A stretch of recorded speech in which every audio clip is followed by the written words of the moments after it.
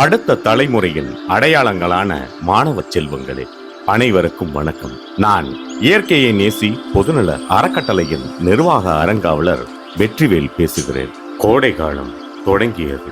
காலநிலை மாற்றத்தால் வருடா வருடம் கோடை வெயிலின் தாக்கம் அதிகரித்துக் கொண்டேதான் இருக்கிறது.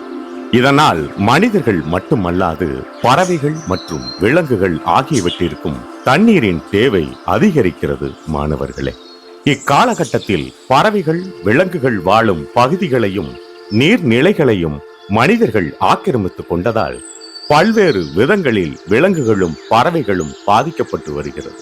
விவசாயிகளிடமிருந்து பல்வேறு காரணங்களால் சிறு தானியங்களின் விளைச்சல்களும் குறைந்து போனது.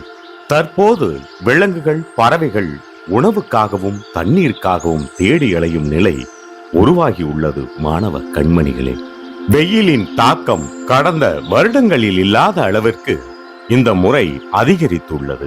அதிகப்படியான வெப்பத்தாலும் தண்ணீரின் தாகத்தாலும் சில நேரங்களில் பறவைகளின் உயிரிழப்பிற்கும் காரணமாகிறது. மனிதர்களால் கூட தாங்க முடியாத இந்த வெப்பத்தை சின்னஞ்சிறிய பறவைகள் எப்படி தாங்கும்? உணவு கூட இல்லாமல் வாழலாம், ஆனால் நீரின்றி வாழவே முடியாது.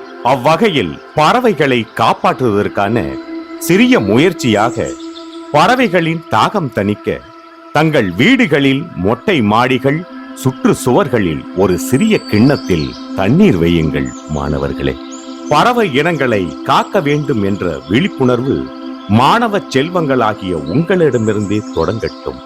இதன் மூலம் இயற்கையின் பல்லுயிர்கள் மீது பற்று வளரட்டும். பல கோடி மரங்கள் வளர விதைகளை விதைத்த இயற்கையை இன்றளவும் பேணி காக்கும் பறவைகளை காப்போம். பறவை இனங்களை பாதுகாப்போம். பறவைகளின் தாகம் தணிப்போம். பறவை இனங்களை பாதுகாக்க கரம் கோர்ப்போம். அடுத்த தலைமுறையின் அடையாளங்களே, இயற்கையை நேசிப்போம். இளைஞர்களே, இந்த ஆடியோவை மற்ற இளைஞர்கள் கேட்க பரவச் செய்யுங்கள். பறவை இனங்களை காக்க இளைஞர்களே ஒன்று கூடுங்கள். நன்றி, வணக்கம்.